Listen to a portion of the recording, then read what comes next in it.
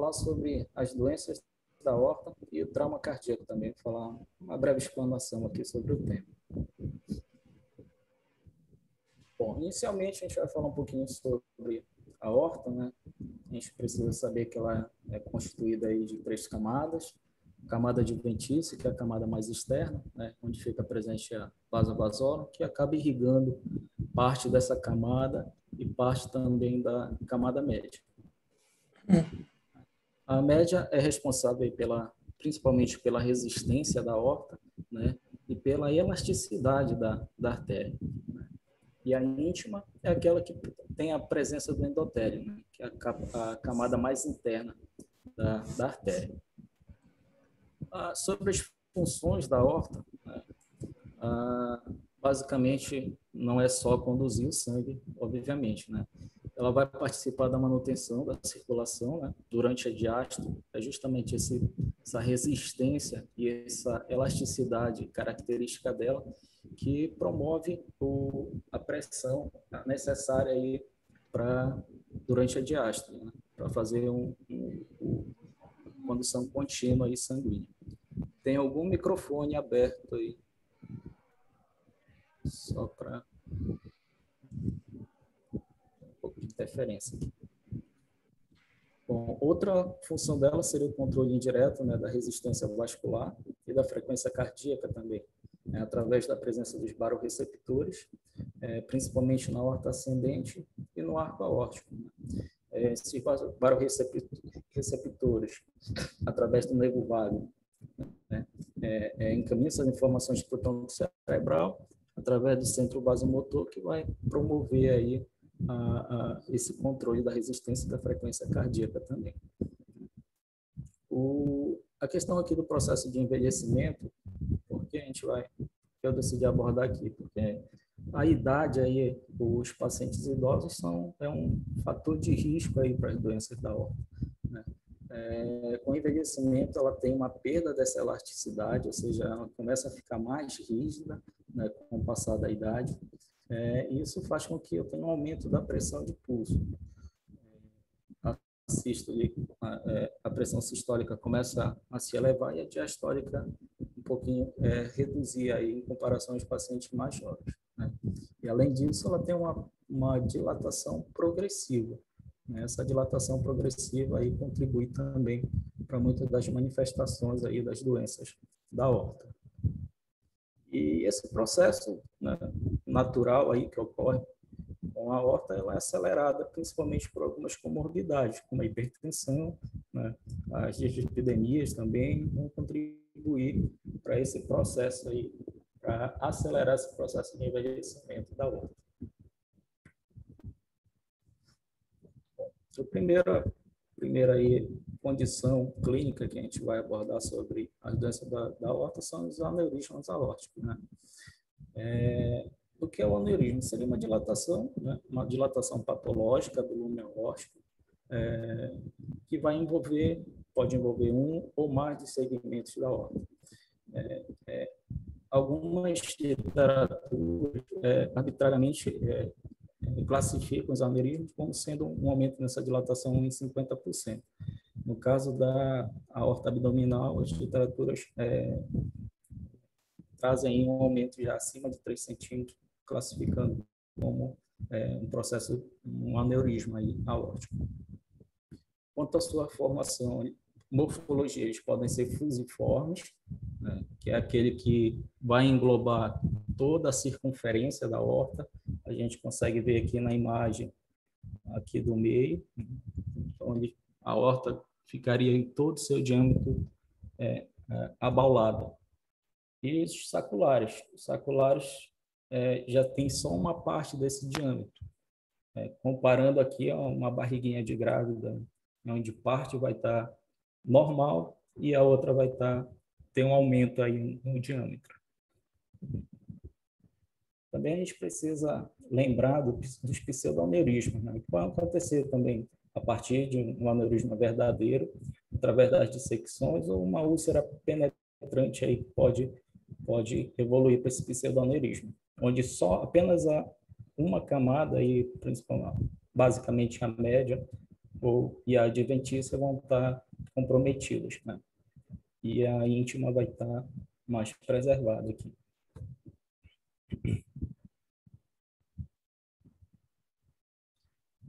Eles vão se classificar, os aneurismas aórticos, eles se classificam basicamente em os aneurismas da aorta abdominal e torácica, né? Falando um pouquinho sobre os aneurismas da aorta abdominal, que é a forma mais comum de aneurisma da aorta. É um aumento de basicamente 3 centímetros de diâmetro. É uma condição que vai acometer basicamente, principalmente homens, né? Em 3 a 9% dos homens com mais de 50 anos podem desenvolver os aneurismas de aorta abdominal, e a proporção é de 5 para 1 aí, em comparação com as mulheres. 80% desses aneurismas de aorta abdominal, eles vão ser infrarrenais. Os outros 20% comprometeu as outras partes aí da aorta abdominal. Os principais fatores de riscos, como eu falei no início, é a idade, né, que é o fator de risco mais importante. O sexo masculino vai ser mais prevalente nesse grupo, mas, entretanto, as mulheres são as que têm a maior chance de romper esses aneurismas, né? O tabagismo, aí, quanto aos fatores de risco modificados, é o principal, né? 90% dos pacientes com aneurisma de aorta abdominal fumam, né? Ou fumaram em algum momento da vida. E esse risco ele já é crescente a uma baixa carga tabágica mesmo. Não precisa ser um grande fumante para ir desenvolvendo o risco de aneurisma de aorta. A hipertensão também está envolvida em boa parte desses pacientes, e também a história familiar. Pessoas que têm parentes de primeiro grau que desenvolveram esses aneurismas vão ter um maior risco, e a gente vai ver lá na frente que esses pacientes precisam ter uma atenção melhor pela parte médica.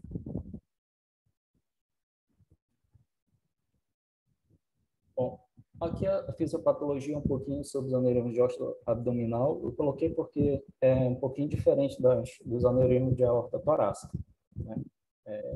Os aneurismas de aorta abdominal eles vão estar basicamente envolvidos com um processo inflamatório crônico das paredes.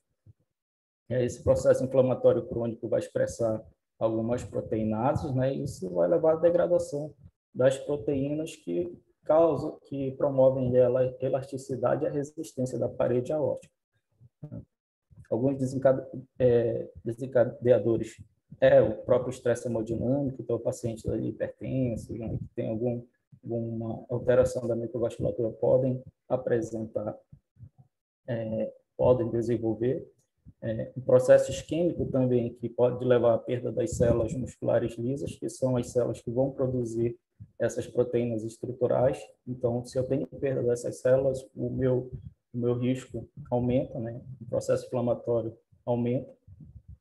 E também nos processos de extensão de aterosclerose da íntima também está envolvida na formação desses aneurismas. A degradação da elastina, e do colágeno, né? Que são as principais proteínas estruturais por metaloproteinase, é o grande marco aí desse processo. E as tetraciclinas e estatinas, elas são inibidores dessas metaloproteinases. As estatinas já fazem parte do esquema terapêutico, né? E as tetraciclinas, doxiciclina, alguns estudos animais ainda estão sendo envolvidos aí para tentar entrar no rol de tratamentos aí dos aneurismas de aorta abdominal. Mas ainda não tem nenhum estudo validando o uso em seres humanos. Sobre a manifestação clínica dos aneurismas, alguns casos vão abrir com a presença de um tromboembolismo distal, né? O fato do aneurisma ser um local de formação de trombos, então o paciente pode ser assintomático por um longo tempo e abrir o quadro com tromboembolismo. Ou alguns pacientes que têm uma expansão rápida, né, ou até mesmo uma ruptura. O exame físico é um exame que não é muito rico, né, mas pode ser observada a presença de massa pulsátil, né, na região epigástrica ou periumbilical.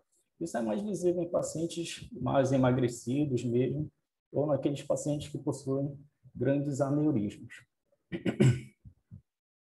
O tromboembolismo, né, o trombo mural, você vai estar presente em 2 a 5% desses pacientes. Ou também pode ter a presença de aneurisma em outros locais, 85% da artéria femoral e 60% nas artérias poplitas vão estar envolvidas com aneurisma de aorta abdominal também.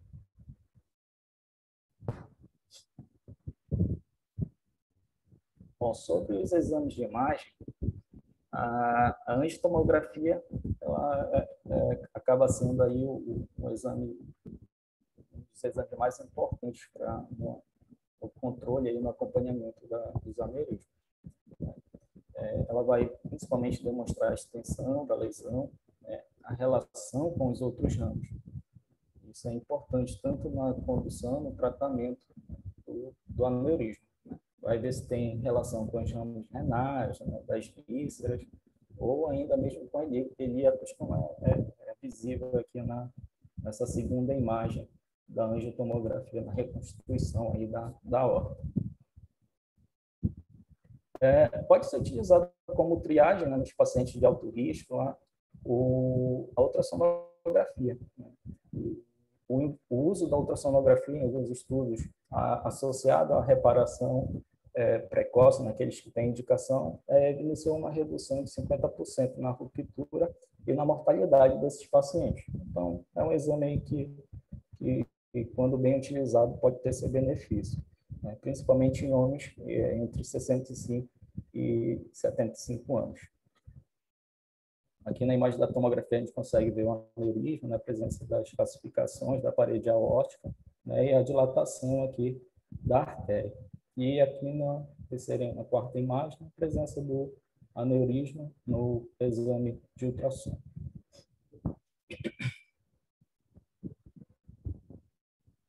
Bom, sobre os riscos de ruptura, né, que é o evento aí catastrófico da aneurisma de aorta abdominal, em um ano, as pessoas que têm aneurisma entre 6 e 7 centímetros, o risco de ruptura é entre 10 a 20%. Aqueles com aneurisma entre 7 e 8 centímetros é de 20 a 40%, e mais de 8 centímetros pode chegar a 50% do risco de ruptura. Então, quanto maior o aneurisma, maior risco. Então, maior cuidado aí precisa ser no acompanhamento desse paciente. A ruptura, a mortalidade é bem alta mesmo, de 30% a 50% desses pacientes vão morrer antes de qualquer hospitalização, antes de receber qualquer atendimento médico. Né? Daqueles que conseguem chegar ao hospital, mesmo assim, 30% a 40% ainda vão evoluir com óbito mesmo, mas antes de qualquer tipo de tratamento. E aqueles que chegam a fazer algum tipo de reparo cirúrgico, 40% a 50% ainda vão evoluir com óbito. Né? O que é uma comparação entre o reparo cirúrgico aberto e o reparo endovascular. Né? Alguns estudos mostram que o reparo endovascular pode ser melhor que o próprio reparo cirúrgico aberto. O tratamento, né, basicamente, a gente vê que as complicações, a mortalidade é bem alta mesmo. Então, o que a gente precisa fazer é, basicamente, trabalhar nos fatores de risco. O tabagismo, você está associado aí a grande parte dos aneurismos, precisa ser descontinuado, né, ao paciente para cessar o tabagismo. E também o tratamento das outras comorbidades que estão associadas com os rompimentos, né? A hipertensão, a hiperlipidemia, o diabetes. Sobre medicações utilizadas. As estatinas e os inibidores da ECA, eles estão envolvidos ao melhor desfecho desses pacientes. E a doxiciclina, como eu falei inicialmente, ainda está em estudo, mas não é validada ainda para o uso em seres humanos. Algumas literaturas mostram o exercício intenso, né, estimulante, né, como um fator de risco para a ruptura, né, de aneurismas, ou dissecção de aorta, tudo mais. Mas a gente precisa informar esses pacientes que o exercício moderado, né, não vai ter influência sobre rupturas ou ainda influenciar no crescimento desses aneurismas, né? E, além disso, o exercício físico moderado vai contribuir também para a redução dos fatores de risco lá que estão envolvidos com as complicações. E nos aneurismas de aorta abdominal, os beta-bloqueadores não têm nenhum benefício, né? Como eles são indicados lá na síndrome de Marfan, os aneurismas torácicos, mas aqui no abdominal não foi demonstrado benefício.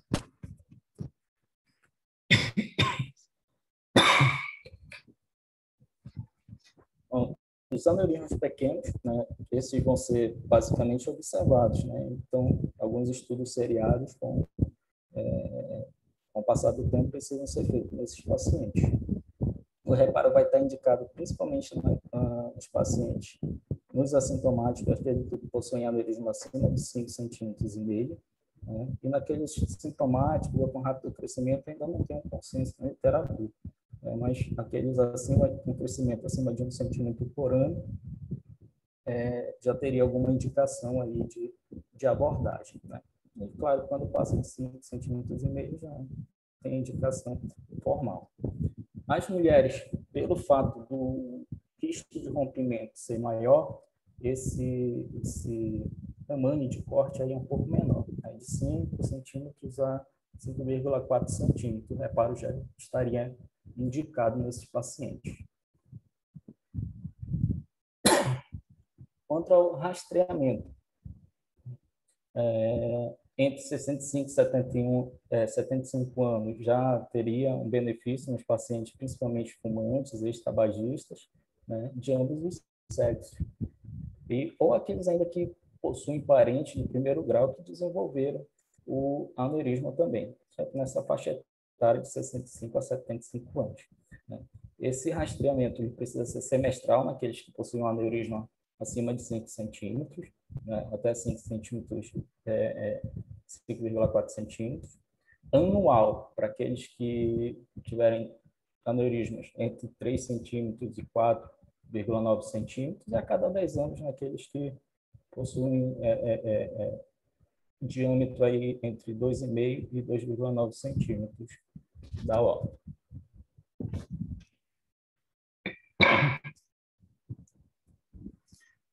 Aqui é uma informação que está no Broad sobre a comparação entre o tratamento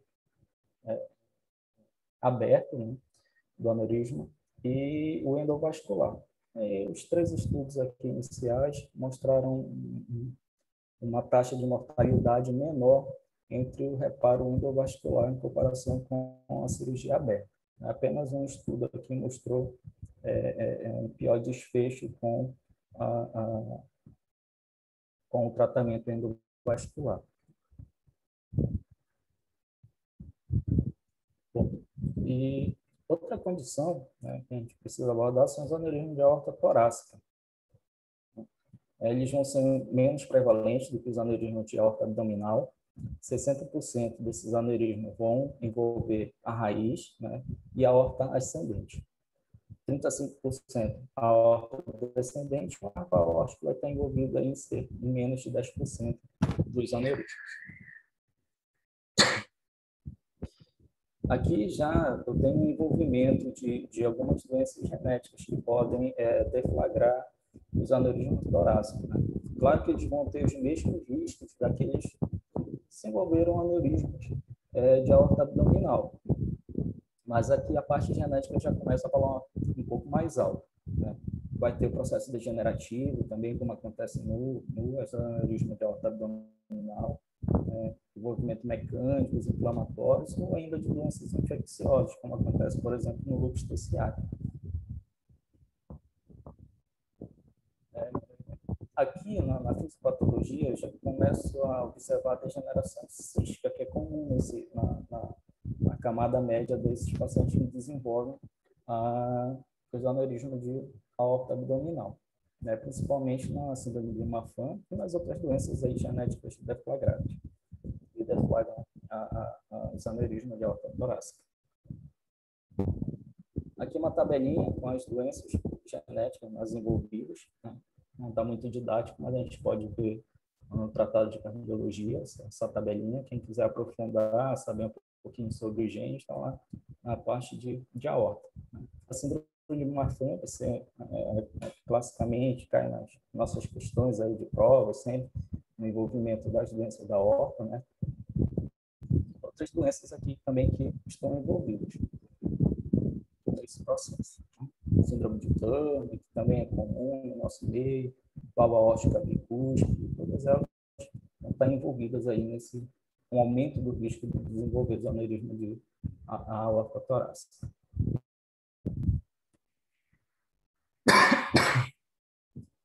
As manifestações clínicas vão ser muito semelhantes com as da aorta abdominal, né? A maioria das pessoas serão assintomáticas mesmo. Já na avaliação física, a gente não vai conseguir observar a massa pulsátil, né, que é comum na aorta abdominal. Mas a gente já pode ter alguns efeitos de massa ali que podem sugerir algum processo, alguma alteração aórtica, né? A regurgitação aórtica progressiva, ela é uma característica da aneurisma de aorta torácica, né? Pode envolver com insuficiência cardíaca, principalmente na dilatação da raiz aórtica. Também a embolização sistêmica aí pode ser o evento inicial aí, de manifestação dessas condições. Bom, sobre os exames de imagem, um raio-x, às vezes solicitado até por outros motivos, né, pode evidenciar aí a presença do aneurisma. O mediastino geralmente vai ser alargado, né? A proeminência do botão aórtico, a gente consegue ver no sinal da seta aqui uma expansão aqui do aneurisma, a gente vê já comprimindo o traqueia, empurrando um pouquinho para o lado contralateral, né? Isso é característico do raio-x de uma pessoa que tem um aneurisma de aorta ascendente, né? O ecocardiograma vai ser útil aí, principalmente nas pessoas que desenvolvem aneurisma de raiz de aorta, né? Daquelas que envolvem os seios de Valsalva. A gente tem até uma paciente lá na enfermaria com essa condição. Que o ecocardiograma evidenciou os aneurismas do seio de Valsalva. Vai ser útil também na aneurisma de aorta ascendente proximal, de arco aórtica, e em algumas situações de aorta descendente proximal também vai ser evidenciado no ecocardiograma. Como eu falei inicialmente, nos aneurismas de aorta abdominal, a tomografia vai ser o exame aí de escolha para definir a anatomia, né, do vaso aórtico, presença de envolvimento de outros ramos, né, e de complicações. Como a gente vê aqui nessa tomografia, já um grande aneurisma aqui de aorta descendente, já com presença de dissecção aqui, a presença do lumen falso aqui observando.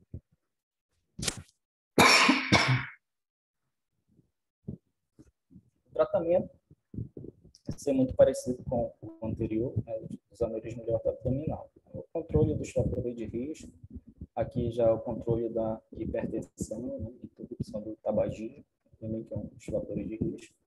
A redução do colesterol tem um grande benefício aí nesses pacientes que desenvolvem os aneurismas de aorta torácica. E o uso de beta-bloqueadores aqui formalmente na síndrome de Marfan e também no pós-reparo no segmento desses pacientes. Os beta-bloqueadores também estão bem indicados no segmento. Sobre o controle clínico, né, vai ser um pouquinho parecido com dos aneurismas de aorta abdominal.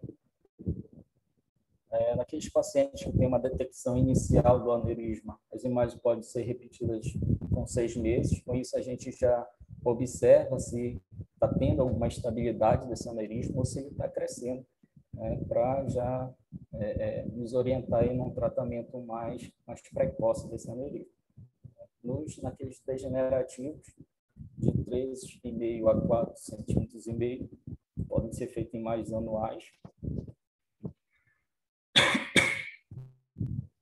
ou anuais ou bianuais, né, naqueles com 4,5 a 5 a 4 centímetros.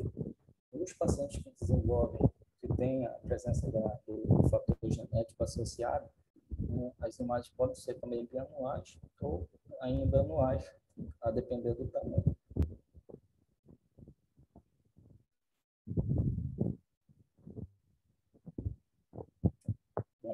Outra condição que está envolvida na doença da aorta são as síndromes aórticas agudas. Aqui já é algo mais catastrófico, algo que a gente vai ver mais nas emergências aí dos hospitais, né? Que envolve tanto a dissecção aórtica, né, que é a mais comum aí das síndromes aórticas agudas, como intramural, né, ou a ulceração aterosclerótica penetrante. A diferença entre a dissecção aórtica, né, que eu tenho aqui a comunicação entre o lumen da aorta e a laceração da camada média, né? A pressão do pulso, né, vai fazendo com que essa camada média vai dilacerando e aumentando esse lumen falso aí da dissecção. No hematoma aórtico intramural, eu já não tenho essa comunicação, né? Eu tenho a laceração da minha camada média, mas eu não tenho a comunicação com o lumen verdadeiro. Já na úlcera aterosclerótica, eu tenho essa comunicação, mas não tenho ainda a laceração da média, né? Mas claro que qualquer uma das duas condições podem evoluir para uma dissecção verdadeira da aorta, tá certo? A incidência das síndromes aórticas vão ser entre 3,5 a 6 casos a cada 100 pacientes por ano, né? E a gente vai pensar nessas condições, aquele quadro clássico, né, de dor precordial, ou dorsal, né, de início súbito, já com um pico de dor nos primeiros momentos mesmo, e geralmente não está associado com a hipertensão, né? Vai fazer diagnóstico diferencial com síndromes coronarianos também, e outras condições que envolvem o tórax.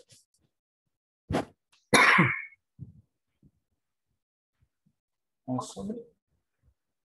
Oi? Pode continuar. Ah, tá. Sobre a dissecção de aorta, né, basicamente os fatores de riscos vão ser o sexo masculino ainda, de idade avançada, como a gente falou lá na parte de aneurisma ainda, né? Aqueles pacientes que possuem parentes de primeiro grau, que desenvolveram também a dissecção de aorta pode, tem um maior risco de desenvolver. Pacientes hipertensos, né, que lipidêmicos, os tabagistas, uso de drogas ilícitas, tudo isso vai estar envolvido no processo de aumentar aí o risco de desenvolver a dissecção aórtica. A arterite também, né, as doenças autoimunes podem estar envolvidas, como acontece na arterite Takaysu, que envolve os grandes vasos, também pode estar envolvida nesse processo, né? Doenças vasculares do colágeno, como acontece naquelas síndromes que nós abordamos inicialmente, né? Como abordei inicialmente, a síndrome de Marfan é a mais comum aí de ser observada nessas condições. Além do trauma fechado, que também está envolvido no aumento aí do risco de desenvolver dissecção. Sobre as manifestações clínicas, né? A dor vai ser o marco inicial aí da dissecção, né? É uma dor geralmente intensa, de início súbito, como falei anteriormente, uma intensidade já máxima no primeiro momento. O paciente sempre associa, né, com o processo de facada, de processo de rasgar, alguma coisa assim, ele relata esse tipo de dor. Em 17%, essa dor ela vai ser migratória, pode acompanhar o trajeto da dissecção. Além disso, alguns pacientes podem abrir com quadro de insuficiência cardíaca, regurgitação aórtica. Em 6%, ela pode ser indolor, né? Principalmente naqueles pacientes diabéticos, pacientes que tinham aneurisma prévio, que já fizeram algum tipo de procedimento cirúrgico, né, envolvendo o coração ou a própria aorta.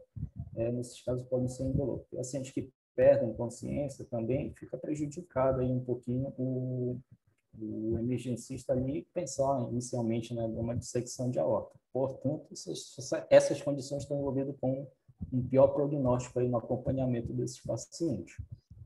A hipertensão vai estar presente em 70% dos casos, né? Os déficits de pulso ou assimetria de pulso, que é comum, então lembrar de sempre verificar, por exemplo, pressão, tanto no braço direito, no braço esquerdo, avaliar pulso, na suspeita da dissecção de aorta, né? E as manifestações neurológicas também, né? Dentro isquêmico agudo ali pode ser o quadro inicial da dissecção de aorta. Então, se o paciente chega com nível de rebaixamento na emergência, seria aí interessante sempre pensar aí na dissecção de aorta como uma causa.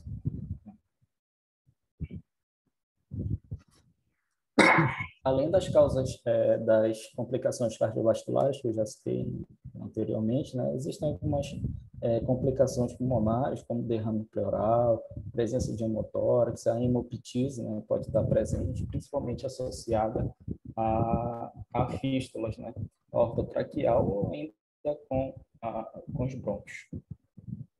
As complicações renais vão desde insuficiência renal aguda, né, hipertensão renovascular, ou isquemia, principalmente quando essa dissecção envolve aí os ramos das artérias renais.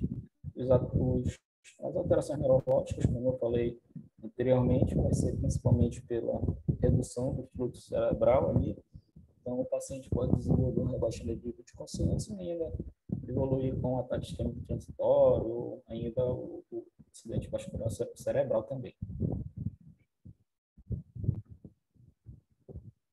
Os exames complementares, a tomografia aqui também vai ser nosso padrão ouro, praticamente, na condução do caso. Pode ser utilizado a ressonância magnética, o ecocardiograma transesofágico também vão ter seus benefícios, né? São exames aí que podem, com grande acurácia, detectar a presença da dissecção aórtica.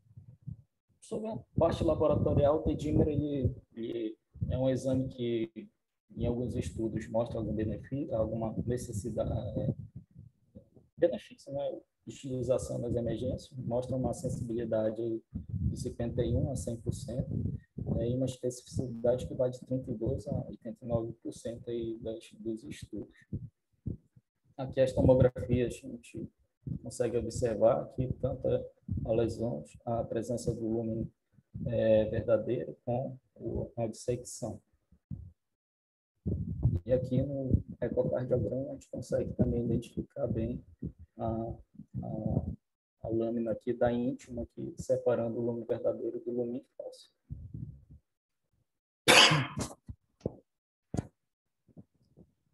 Bom, diante do já ir conhecendo a dissecção através do exame de imagem, a gente precisa classificar essa dissecção. A classificação vai ser aí o divisor de águas na condução desse paciente. Quando eu tenho o envolvimento da minha aorta ascendente, são os casos mais graves nessa condição, né? A classificação de Stanford vai tipo A e tipo B. O tipo A são aquelas que têm o envolvimento da aorta ascendente, né? Que pode ou não envolver a parte descendente da aorta. E a do tipo B é aquela que não tem envolvimento da ascendente, né? Tem envolvimento só da aorta descendente. A classificação de Bach tem tipo 1, né, que envolve pelo menos a aorta ascendente, e o arco aórtico também pode ter o envolvimento aí da aorta descendente. A do tipo 2, que tem envolvimento só da aorta ascendente, e tipo 3, aquela que tem o envolvimento só da aorta descendente.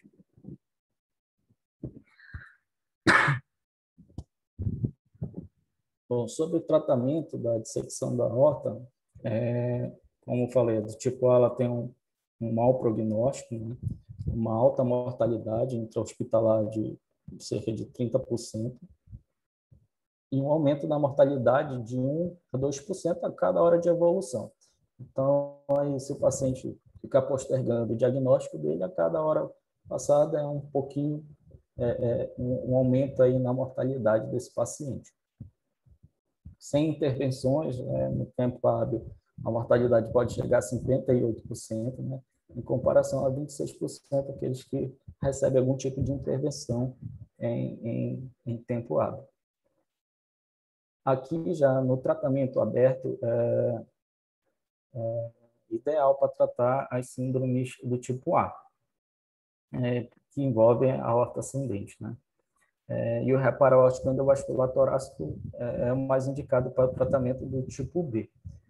O tratamento endovascular nas dissecções do tipo A está envolvido aí com um aumento da mortalidade, né, intra-hospitalar.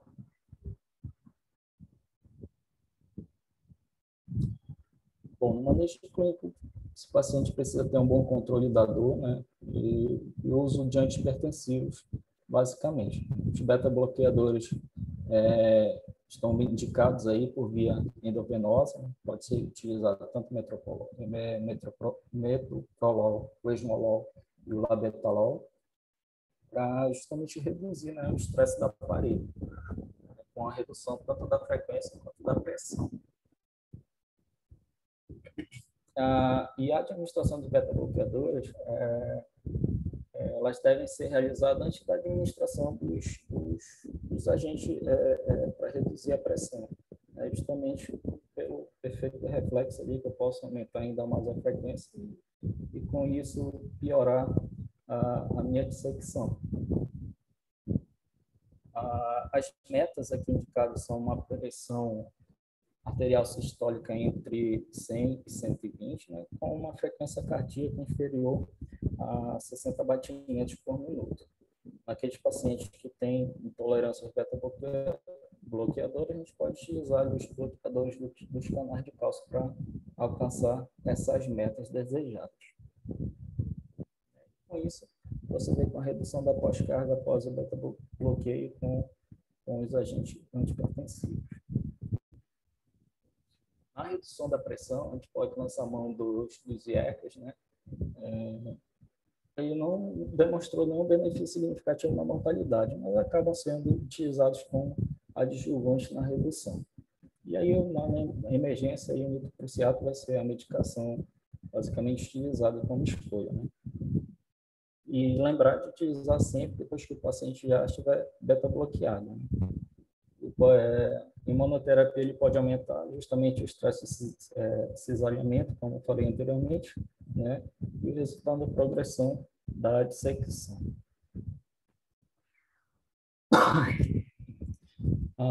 Aqui não tem benefício formal o uso de antiplaquetários no evento agudo da dissecção de aorta, mas as estatinas podem ser utilizadas, ela está envolvida com uma redução na taxa de crescimento de aneurisma, principalmente, e também vai diminuir a probabilidade de ruptura nas pessoas que têm um aneurisma já identificado.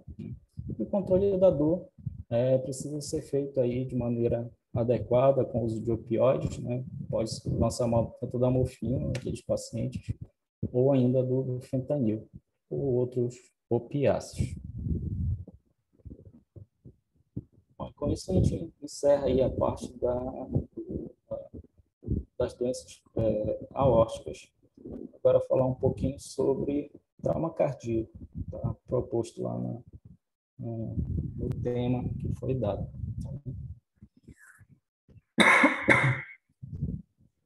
Bom, O traumatismo torácico ele vai estar envolvido em 25% das mortes, né?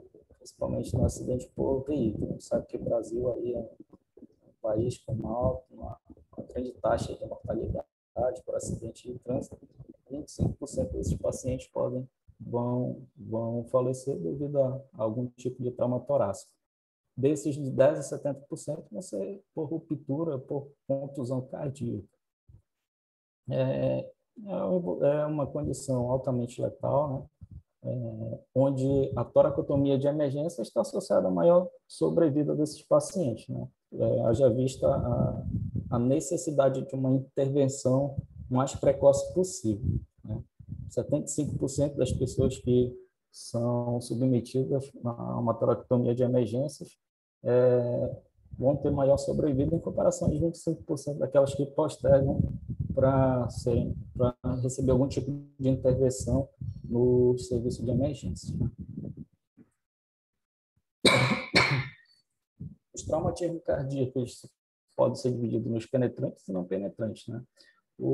Sobre os ferimentos cardíacos penetrantes, o trauma cardíaco mais comum vai ser por arma de fogo, né? Ou ainda por arma branca. Também é comum aqui na nossa região, o povo que gosta de brigar com faca, principalmente aqui do norte. A localização mais comum vai ser nos ventrículos direito e esquerdo, né? São as áreas cardíacas mais proeminentes. A gente vai pensar nisso quando as feridas, né, penetrantes vão envolver o precórdio, né, ou ainda a região epigástrica. É comum no ataque por arma branca, né, fazer o movimento ascendente do objeto pontiagudo. Então, lesões infradiafragmáticas podem levar aí ao envolvimento do coração em algum dessas lesões penetrantes. Clinicamente, é bem variável a manifestação, né? Alguns podem evoluir desde paralisia cardiorrespiratórios e outros até mesmo assintomáticos da parte cardiovascular, né? As armas brancas vão estar envolvidas em cerca de 80% dos casos, né? E 80% dos ataques por arma branca que vão comprometer o coração evoluem com o tamponamento cardíaco, né? Basicamente por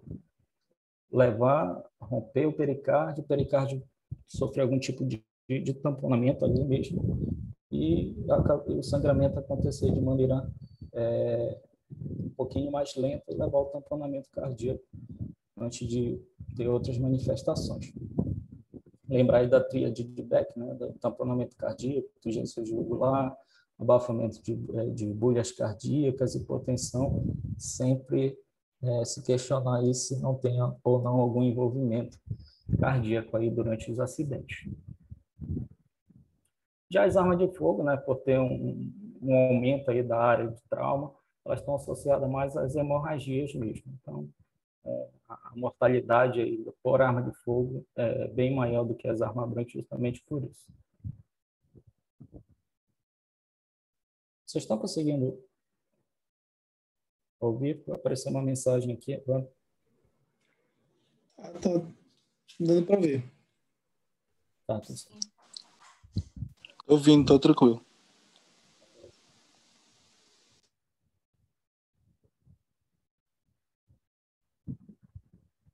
Então, a toracotomia de ressuscitação, né, vai ser indicada aí, aqui é o trajeto da toracotomia, né, de ressuscitação, aqueles pacientes que evoluíram com uma parada cardiorrespiratória após o ferimento, né? Aqueles que desenvolveram hipotensão grave após o ferimento, né? Por tamponamento ou embolia gasosa ou ainda hemorragia torácica, também está indicado a toracotomia.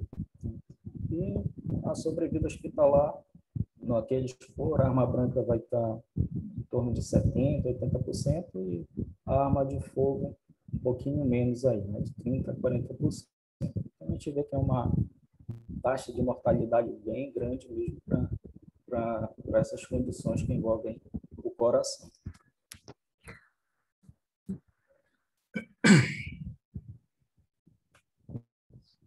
Bom, sobre os ferimentos cardíacos fechados, né? Antigamente chamado de contusão miocárdica, né? Hoje a nomenclatura já dá preferência para o ferimento cardíaco fechado. Podem variar, né, de pequenas contusões até mesmo a ruptura cardíaca. Pode se manifestar na forma de ruptura septal, basicamente, ruptura de parede livre, trombose de coronários, insuficiência cardíaca ou ainda arritmias, né? E ruptura de corda tendinhas também ou de músculos papilares. Então, a gente vê aí que o envolvimento aí é bem amplo mesmo, né? As manifestações iniciais podem ser tanto por tamponamento, hemorragias ou ainda arritmias, né? Principalmente a mais comum é extracístoles ventriculares. Na avaliação com trauma, né, a gente vai lançar mão ali do famoso ABCDE, né, e o FAST ele pode ser utilizado aí como o exame de imagem à beira do leito, que pode evidenciar boa parte dessas lesões. O eletrocardiograma nesses pacientes pode mostrar algumas alterações, das mais diversas, sendo a mais comum a taquicardia sinusal. O ecocardiograma aqui vai ter certas limitações, né? Principalmente por algumas lesões serem minúsculas, mesmo, que não são identificáveis aí no exame ecocardiográfico. E com isso a gente encerra a nossa apresentação. Aqui faltou colocar as outras referências, mas basicamente é isso que eu tinha para falar hoje para todos. Obrigado pela presença.